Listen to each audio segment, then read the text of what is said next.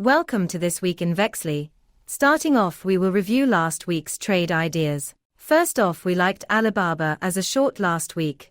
This was due to the sell on the market maker model. We also mentioned Vanna levels last week, and one was the peak negative at 85, which is where price went to. From Tuesday's open, Alibaba was down 6% at the low of the week. Next, we liked BILL as a long last week due to the long signal on the market maker model, along with the long signal from Pluto. From Tuesday open to high of week, BILL was up 2.5%. Looking back at last week's returns, we have finally seen a week of negative returns. This comes after we saw 5 weeks of positive returns. One thing to note is that SPY and QQQ only saw a drop of 1.5%.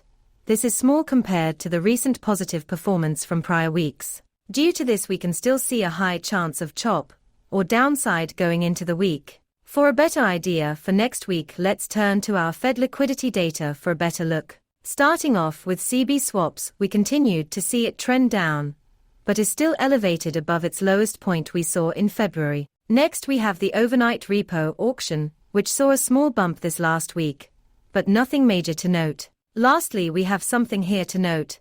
The Fed balance sheet has started its drawdown again. This comes after a 2-week pause on the balance sheet selling.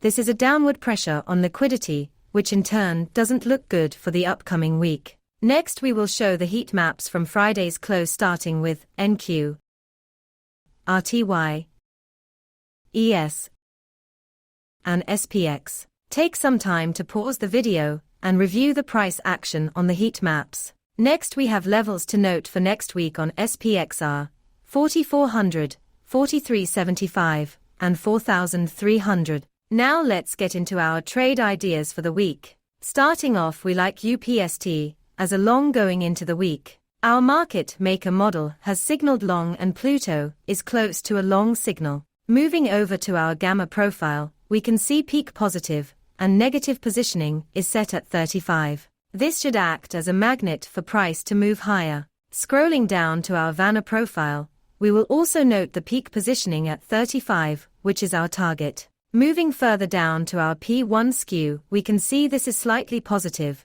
but not much to note. And here are the seasonal weekly returns for UPST.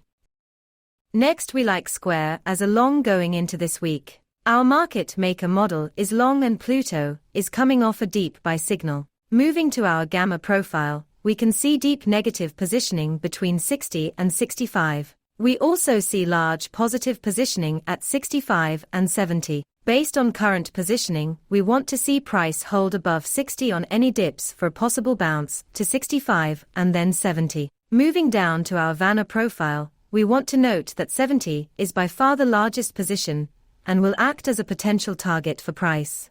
Moving to our P1 SKU, we are positive, meaning most are in calls. This leads us to believe a possible dip to around 60 is likely before a bounce higher. Finally, here are the seasonal weekly returns for Square. To recap, we continue to see Fed liquidity remain poor and are cautious on being long the market here due to the likelihood of chop or downside potential, but still see opportunities for upside. As for our ideas, we think UPST has a good chance to bounce back to 35 due to positioning. For our second idea, we think Square could see a little more downside before heading higher, but has a chance to catch a decent bid here. Thanks for watching. Please like and subscribe for more.